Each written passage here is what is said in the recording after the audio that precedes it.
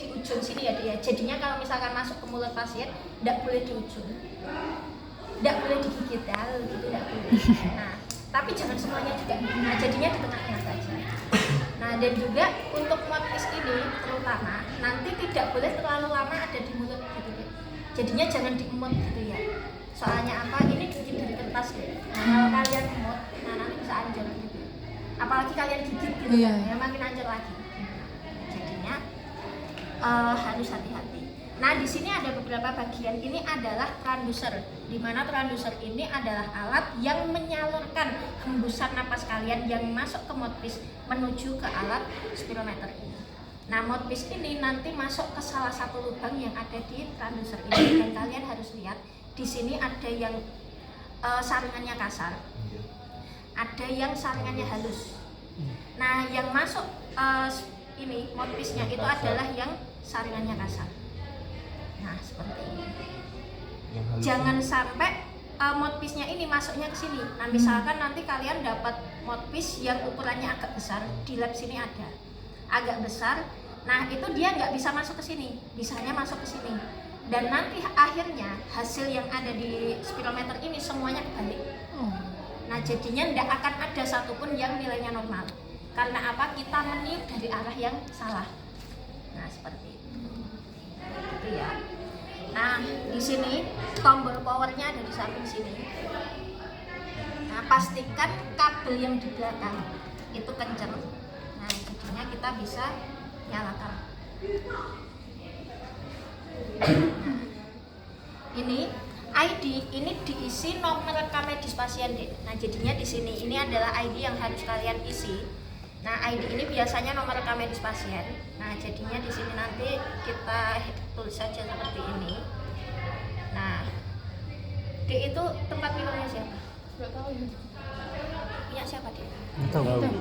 Oh, bukan punya kalian. Bukan. Ada yang bawa minum enggak, Dek? Ada, Bu. Kamu bawa? Dia. Oh, kamu bawa ya, Dek ya. Nah, ini kamu sini. Minumnya dibawa sekalian. Nah, ya. Berikan ruang ya, Dek ya. Nah, di sini usia harus disesuaikan dengan pasiennya. Usianya berapa nih? 18. Nah, jenis kelamin jangan kebalik. Tinggi badannya harus diukur saat ini juga. Nah, jadinya kalau kalian mengukur spirometernya hari ini, nah hari ini juga harus diukur untuk tinggi badannya. Berhubung di sini tidak ada, ya tak tanya aja tinggi berapa. Nah, berat badannya, tolong Dek, itu ada timbangan. Nah, ini diambil ke sini. Nah, sana. Nah, ikut. Saringan yang ini gue tahu. Karena dulu. Nah, yang ini keluarnya. 46. Berapa? 40. 46. Nah, di sini ada 3 teknik ya dia yang nanti akan kita lakukan, yaitu VC, FVC dan MVV. Video. Nah, Gak kelihatan, Dek, Kak. coba tolong ambilin HP saya, Dek. Nah, di sini kalian harus paham dulu pengertian dari masing-masing pemeriksaan ini. Vital capacity.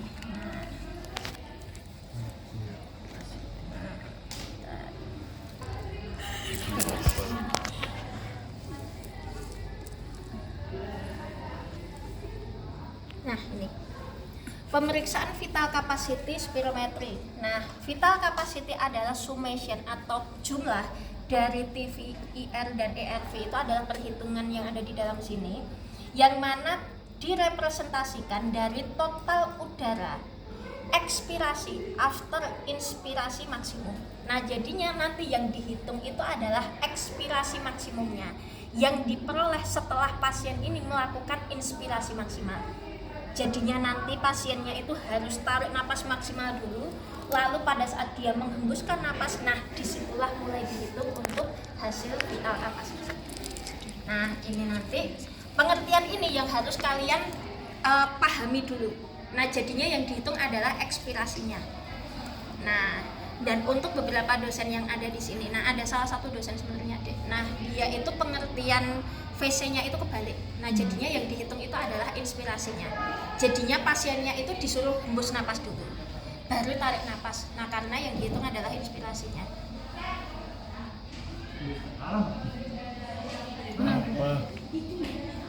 Weh, Itu ibunya, hari weh. apa sih? Ya. Ambil crack buat rakit. Oh iya, silakan. Ini teman kalian? Iya. Oh, angkatannya. Biasanya sama Walter sekalian deh. Dibawa aja semuanya deh itu. Nah, wes. So bawa semua aja deh. Nanti daripada salah loh. Bawa aja sama Bawa aja. semuanya. Ini enggak? Ini guys. Oh ya udah wes sana. Ya. Gambar di mana nih? Wah, kan. Enggak apa-apa deh, udah terlanjur jatuh juga. Berarti pas nyedot tuh pakai alatnya nih gitu. Iya, nah jadinya nanti kalau seperti itu, nah kalian sudah tahu pengertian aslinya itu seperti apa, yang dihitung gimana. Nah tapi kalau ternyata ada yang mengajarkan beda demi keselamatan nilai praktik kalian, nah ikuti saja. Yang penting kalian tahu pengertian aslinya yang dihitung itu apa. Soalnya memang sudah diedukasikan beberapa kali, bahkan sampai marketingnya ini tak panggil deh untuk memberikan pengertian. Nah soalnya gini deh, saya tahunya seperti itu dulu, sudah ngobrol sama marketingnya juga seperti itu. Nah tapi satu dosen ini kekeh gitu loh dek. Nah kalau seperti itu kan jadi kita mikirnya kadang gini, jangan-jangan saya yang salah. Nah kan gitu kan dek, kan ada yang tipe orang yang enggak, yang benar kayak gini. Nah kita kan jadi gini, saya yang salah gitu loh.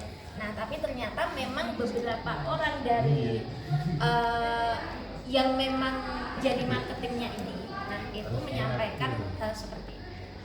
Nah bahwa yang dihitung itu adalah ekspirasi. Nah jadinya ya sudah, itu adalah yang benar. Nah dan itu berlaku hampir di semua spirometri. Nah jadinya di VC itu adalah ekspirasinya yang dihitung. Nah sedangkan FVC itu sama deh, sebenarnya sama VC. Jadinya VC ini kan vital capacity, sedangkan FVC itu adalah force vital capacity. Jadinya yang dihitung itu juga ekspirasinya, tetapi dengan cara diberikan suatu hentakan sehingga ada force-nya. Nah jadinya ada hentakan yang dilakukan pada saat tarik nafas dan hembus nafas. Nah sedangkan MVV itu adalah maximum ventilation volume, di mana pasiennya harus bernapas maksimal selama 12 detik. Nah nanti saya akan contohkan gitu ya dek ya. Nah nih, ketika posisinya duduk seperti ini memang tidak maksimal hasilnya dek. Nah jadinya bagusnya duduk di atas kursi atau begini. Nah jadi mungkin kita praktekkan dengan posisi mundur. Mundur. Nah ini ambil kursi aja dek. Jamban sini dulu. Nah ini kacamata siapa dek? Astagfirullahaladzim dulu. Taruh sini terus. Ya. Kita masuk ke pemeriksaan yang pertama, yaitu pemeriksaan PC. Nah, di mana di sini nanti motifnya dipraktekkan masuk ke dalam PC. Jadinya jangan gini ya. Tapi betul. Nah, jadinya bisa kalian lihat rapat sampingnya tidak ada celah sama sekali, harus seperti itu. Semua napas nanti keluarnya lewat mulut, hidungnya ditutup. Gitu ya. Untuk teknik yang pertama, nah bisa dikeluarkan dulu. Nah, teknik yang pertama adalah VC, di mana nanti kamu harus bernapas dulu biasa. Breathe normally and quietly, artinya bernapas pelan dan normal, seperti kamu bernapas lewat hidung, cuman dipindah ke mulut. Nah, nanti kalau napasmu sudah stabil, nah maka alat ini akan bunyi ting. Kalau sudah bunyi ting, kamu tarik napas maksimal, dihembuskan semaksimal mungkin. Nah, jadi nanti bernapas biasa dulu ya, napas biasa. Seperti napas lewat hidung. Nah, kalau alatnya sudah bunyi ting, tarik napas panjang.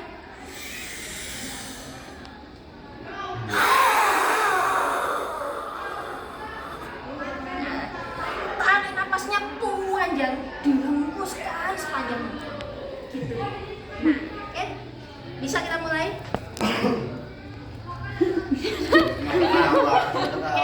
Ada mungkin agak mundur. Nah, ini kayaknya dia agak terdiri kalau melihat wajah kalian. Nah, jadinya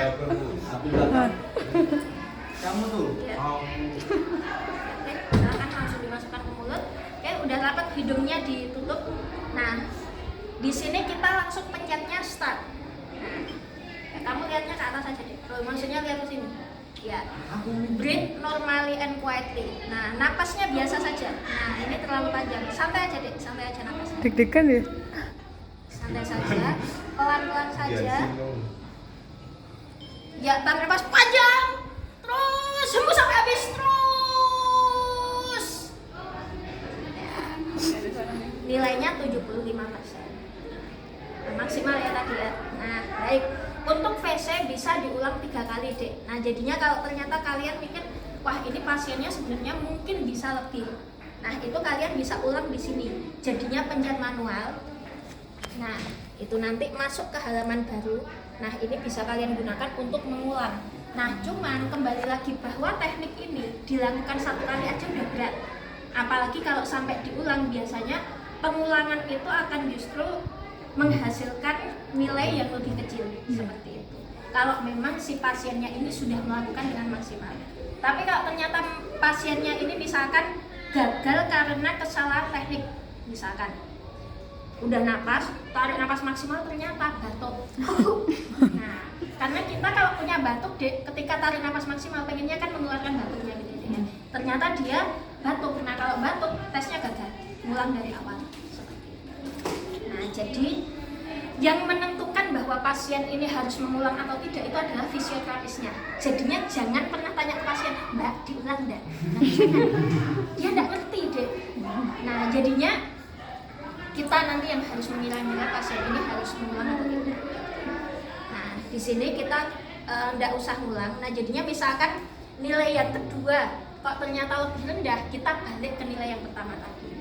Nah, jadinya gunakan nilai yang paling bagus. Caranya pencet manual, balik ke nilai yang pertama tadi. Nah, kalau sudah masuk ke teknik yang kedua, FVC. Nah, perbedaannya dengan VC, kalau VC tadi kan ada ancang-ancangnya. Nah, kalau FVC ini enggak, jadinya kamu langsung tarik napas, dihentakkan sekuat mungkin, dikeluarkan juga dihentakkan sekuat mungkin. Nah, jadinya nanti langsung saya kasih abang-abang, tarik napas kuat.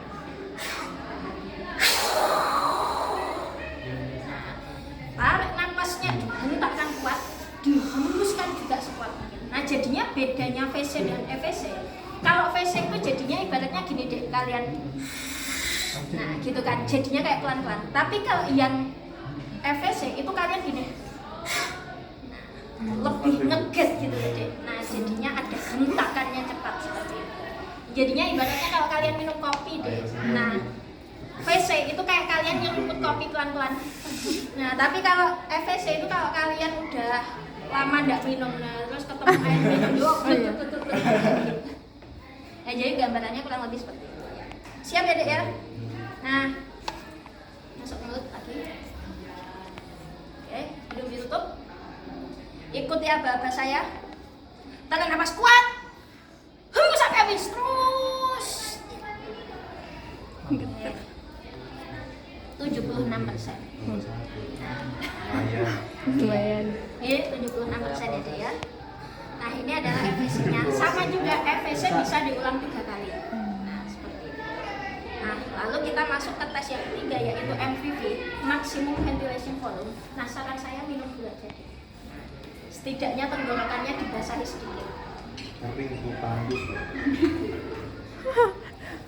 Keluar air nanti. Dan minumnya, Dek, nah jangan minum air hangat dan jangan juga minum es. Nah, soalnya kalau air hangat kondisi tenggorokan kita itu kering dan agak sakit biasanya juga. Nah, kalau pakai air hangat biasanya agak menambah inflamasinya. Nah, jadinya minumnya air biasa aja. Nah, jadinya di MVV di sini beda dengan VC dan FVC yang bisa diulang 3 kali. MVV kamu hanya punya kesempatan 1 kali untuk melakukan tes ini. Sehingga kalau kamu gagal, nah ya sudah, hasilnya apa? Dimana kamu harus tarik napas maksimal, hembus maksimal, secepat mungkin selama 12 detik. Jadinya nanti gini.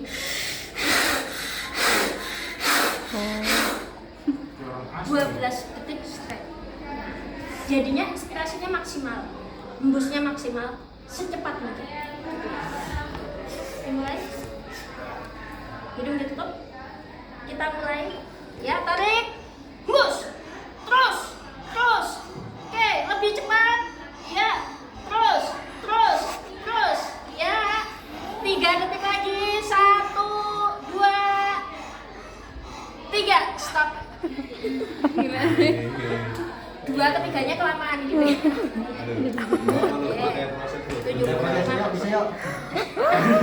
Jadi kalau sudah selesai, yang kalian lakukan selanjutnya adalah sprint hasilnya. Nah, Iya, caranya jangan tutup. pencet yang warna hijau ini. Nah, itu minum deh. Dia udah nahan-nahan. Kok lama ya? Ya jadinya MVV ini adalah tes yang paling berat dibandingkan PC dan FVC. Oh. Di mana pasien ini akan mengalami kondisi hiperventilasi karena terlalu banyak mengambil napas maksimal dan terlalu cepat. Nah jadinya kalian itu kalau napas terlalu cepat dan terlalu dalam, nah itu nanti akan meningkatkan tekanan intrakranial di otak. Makanya ketika selesai MVV itu biasanya matanya agak merah, kepalanya agak berkunang-kunang, pusing. Nah itu karena efek hiperventilasi, peningkatan tekanan intrakranial otak. Nah makanya kalau pasiennya itu sudah punya tekanan intrakranial otak yang tinggi, itu adalah kontraindikasi absolut melakukan pemeriksaan ini. Tidak ada lagi tawar-menawar, tidak boleh melakukan tes ini. Karena apa? Belum melakukan tes aja udah tinggi. Nanti belum sampai ke MVV, nah bisa makin meningkatkan. Resikonya adalah pecah pembuluh darah di otak. Jadi tidak usah. Kalian jadinya tidak usah memperjuangkan, wah ini tidak apa-apa dok, aman insya Allah. Ada. Berarti kalau lagi sakit nggak boleh pakai alat ini dulu. Kayak Kalau misalkan tidak sakit tidak pakai alat ini. Nah jadinya boleh sakit. Nah tapi bukan merupakan sakit yang masuk ke kontraindikasi. Di PPT saya sudah saya sampaikan kontraindikasinya apa saja. Nah kalau sudah selesai, nah satu pasien ini selesai toh. Nah itu kan kalian mau ganti ke pasien yang lainnya. Data pasien yang sebelumnya itu harus dihapus dulu semuanya. Jadinya jangan sampai nanti kalian ke ID, mau ganti ke pasien satunya. Nah terus data pasien sebelumnya itu tidak kalian hapus, nah itu tidak boleh. Nah jadinya harus direset dulu. Caranya seperti ini, masuk dari MVV, udah bu print toh, nah masuk ke ID 1. Nah ini harus kalian lihat secara seksama. Kalau besok kalian praktikum dapat ini tidak bisa ngereset nilai minta turunkan. Nah jadinya dari MVV masuk ke ID 1, jangan pencet tombol apapun kecuali satu tombol ini, backspace. Jadinya jangan pencet tombol reset, anggap reset ini tidak ada. Nah jadinya yang dipencet cuma backspace. Do you want to reset? Yes. Do you want to save? No, nggak usah disimpan, datanya hilang. Nah kalau sudah hilang baru boleh masuk ke pasien yang selanjutnya gitu. Nah sekarang kita akan membaca hasil dari pemeriksaan ini. Nah jadinya nanti kan ketika kalian mau memeriksa pasien kalian, itu kan ada fase di mana kalian harus pencet stop. Nah jadinya pada saat FVC itu kan kita pencet start sama pencet stop. Nah pada pemeriksaan VC ini kelihatan ya Dek ya. Nah kita mencet startnya kan untuk mulainya, jelas ya Dek ya. Iya. Kita pencet stopnya itu adalah ketika pasiennya berada di puncak ekspirasinya. Jadinya kan pasiennya tadi tarik napas maksimal dulu, terus dihembuskan maksimal. Nah sampai puncak ekspirasinya ini kita stop. Nah karena apa? Kalau dia sudah naik, nah jadinya ini kan sudah belok kayak gini ya Dek ya. Nah sebentar lagi ini dia mau naik. Nah kalau sudah mulai naik, itu dia sudah mulai masuk ke cycle yang selanjutnya, yaitu fase inspirasi di tahap pernafasan selanjutnya. Jadinya tidak boleh ada istilahnya fase yang selanjutnya. Jadinya benar-benar di puncak ekspirasi ini kita langsung stop. Nah karena kalau dia masuk ke fase inspirasi, nah maka akan ada udara tambahan yang berasal dari sistem pernafasan selanjutnya. Nah jadinya seperti itu. Jadinya kita itu sebagai fisioterapis ngelihat pasiennya iya, terus ngelihat ininya juga iya. Kalau sampai kalian telat mencetnya, nah maka ini akan ada udara tambahan yang berasal dari fase pernafasan selanjutnya. Tapi jangan sampai keburu-buru, belum sampai di puncak ekspirasi, wes buat stop dulu. Nah itu nanti hasilnya kurang. Itu untuk yang VC. Sedangkan FVC, nah ini ada tulisan 8L ini Dek. Nah nanti di FVC ini juga ada. Nah ini nanti akan ada, kan ada grafiknya ya Dek ya, grafik segitiga seperti ini. Nah garis 8L ini adalah batasnya. Jadinya pasien itu ketika dia hembus napas, nah menyentuh 8L langsung kalian stop. jangan kelebihan ke bawah. Oh udah, oh iya, jadi seperti itu ya. Nah, lalu kalau untuk yang MVV, nah di situ sudah ada settingan waktunya 12 detik, jadinya kalian nggak usah ngeluarin stopwatch 12 detik. Nah, di sini sudah ada hitungannya. Gitu. Nah, jadi kurang lebih gambarannya seperti itu. Lalu alat ini dia sudah bisa langsung mendiagnosa hasil dari pemeriksaan pasiennya. Jadinya ini di sini ada tulisan diagnosa. Nah, di sini pas teman kalian terdiagnosa restriksi, bukan karena dia punya penyakit restriksi, bukan. Tapi karena apa? Karena nilai VC-nya di bawah nilai normal. Nilai normalnya adalah 80%. Di bawah nilai itu pasti nanti akan terdiagnosa restriksi. Karena apa? Kapasitas vital parunya di bawah angka normal. Ya. Olahraga.